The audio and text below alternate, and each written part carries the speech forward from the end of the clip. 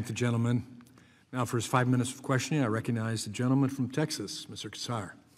Secretary, it's good to see you again. I think last time we were together, we were having fruit plates outside of the Ag Committee. I think so. That's right. I forgot. Thank you for being here. Appreciate it. Good to see you. Recent research that was published said that about 2,000 American workers are killed every single year because they overheat at work, and thousands more people get hurt at their workplaces. And the Biden administration started a rulemaking process that's been passed along to you under the Trump administration to make sure that workers get a rest break when they are out there working in the heat. We've talked about how many agriculture workers there are in your community. My community is one of construction workers, where folks clock into work at 7 in the morning.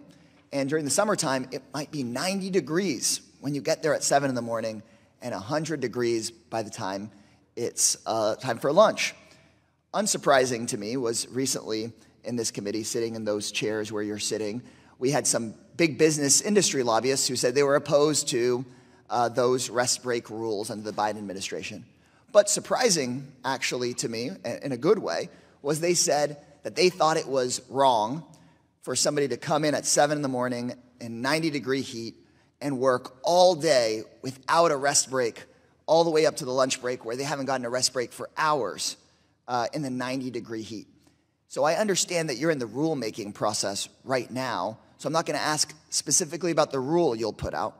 But what I do want to ask is, would you agree, at least with some of those industry folks that were sitting here, that it's wrong for, if it's 90 degrees, for somebody to start at 7 in the morning and they're working all the way up to lunch and they haven't been given a break between 7 a.m. and noon and it's 90 degrees? Would you agree that that's wrong and dangerous? Well, Congressman, I appreciate the question and understand that you want my opinion. And as the Secretary of Labor, I think it's more important. The bigger question is it my responsibility to address the stakeholders and take the information, as you just mentioned, from one side saying it might be wrong and another side that says, well, wait a minute, we want to comply. From my perspective, while we're in rulemaking, I will take that information when we're developing that rule, because what I do want is to follow the law.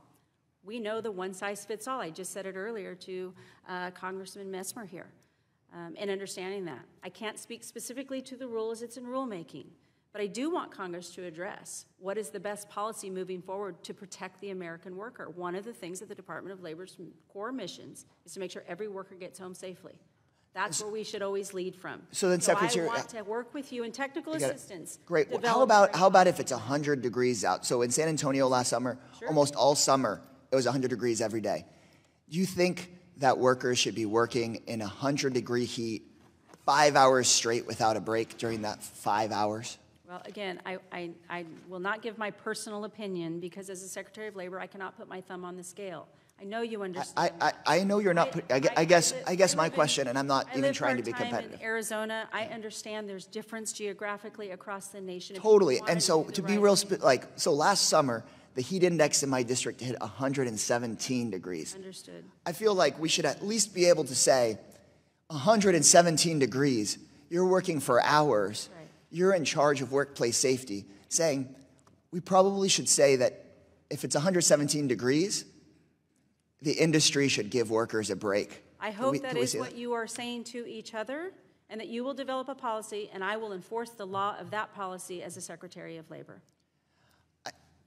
Okay, I guess what I want to then communicate to you, Secretary, is that I hope that we don't allow, and I hope that you don't allow, the big business lobby to come here in public and say that actually they're okay with having a requirement for there to be water breaks. Maybe they don't agree specifically with the exact Biden requirements, but don't let them come here and say that they're okay with some requirements for rest breaks, and that have them say that in public, but then them go and in private push for a toothless rule that results in no requirements.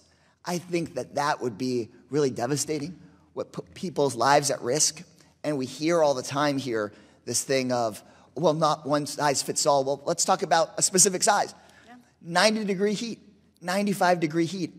employers should be required to do something, and they should be real requirements. And I hope, just as you committed to meeting with some of my colleagues on the Republican side of the aisle, I hope you can commit to meeting with us as well. Absolutely. Always will meet with all members of Congress for the best policy. That is my responsibility, and it's my honor to do so.